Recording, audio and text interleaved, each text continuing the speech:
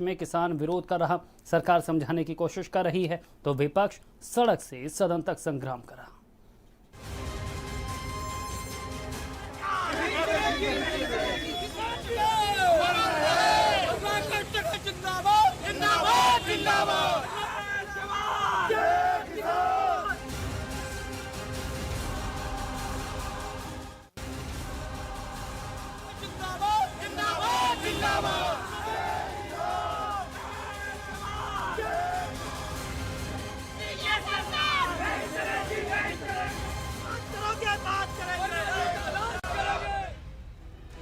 प्रधानमंत्री नरेंद्र मोदी ने कहा कि जो लोग बिचौलियों के साथ खड़े हैं उन्हें ही इस बिल से दिक्कत है। विपक्ष किसान विरोधी है। प्रधानमंत्री मोदी ने कहा कृषि के क्षेत्र में सुधार होगा तो कृषि में निवेश भी बढ़ेगा। प्रधानमंत्री ने कहा कि हमने किसानों को बंधनों से मुक्त किया है, लेकिन कुछ लोग अपने सियासी फायदों के लिए बिल का विरोध कर रहे हैं।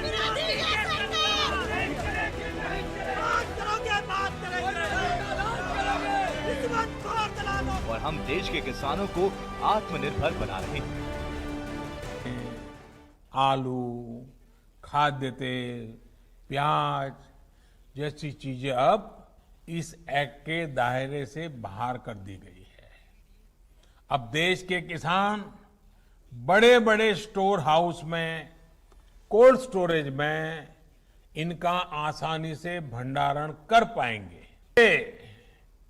नियंत्रण जाता हुआ दिखाई दे रहा है, इसलिए अब ये लोग एमएसपी पर किसानों को गुमराह करने में जुटे हैं।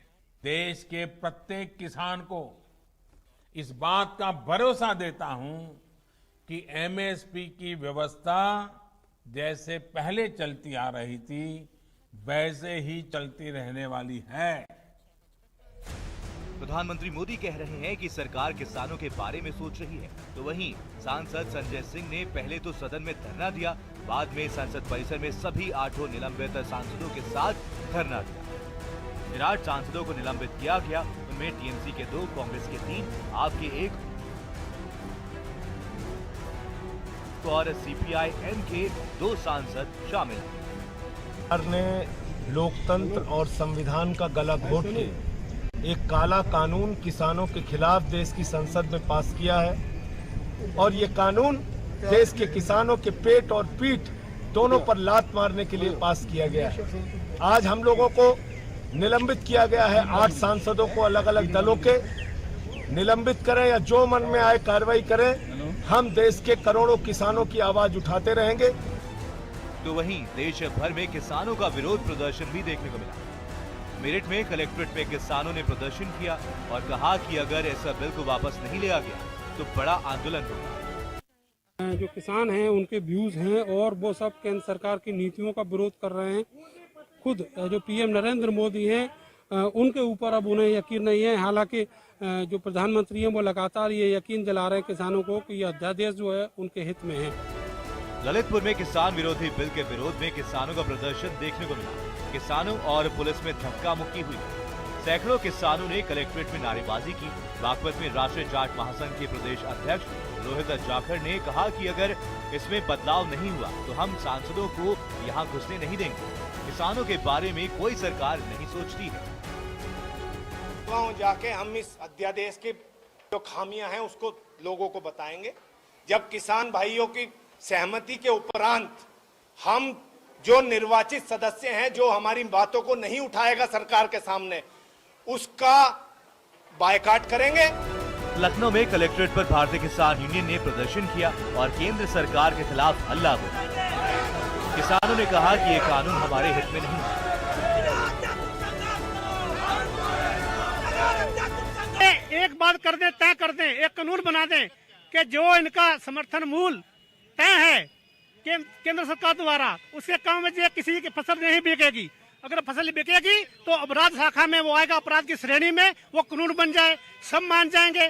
लेकिन इतना जबरदस्ती हमने आज तक नहीं देखा होते हुए। किसान इसका मुंह तोड़ जवाब देने का काम करेगी, क्योंकि ये कॉन्ट्रैक्ट खेती पूंजीपतियों के हाथ में देने का काम ये उत्तर प्रदेश की निकम्मी सरकार और केंद्र की निकम्मी सरकार ने ये अध्यादेश पारित करने का काम किया है।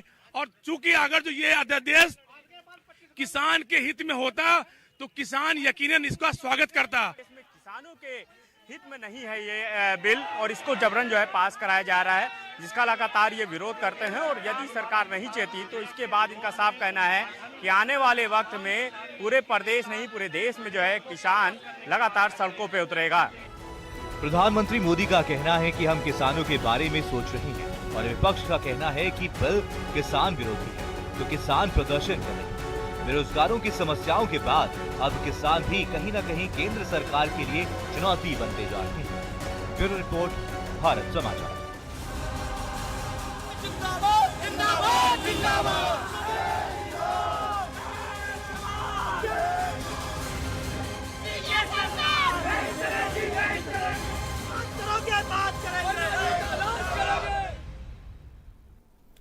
और इस बीच बड़ी खबर आपको बता रहे हैं, हाई कोर्ट से गन्ना किसानों को बड़ी राहत मिली है। 2 माह में बकाया भुगतान के निर्देश दिए हैं। हाई कोर्ट ने डीएम बस्ती को निर्देश दिए हैं। शुगर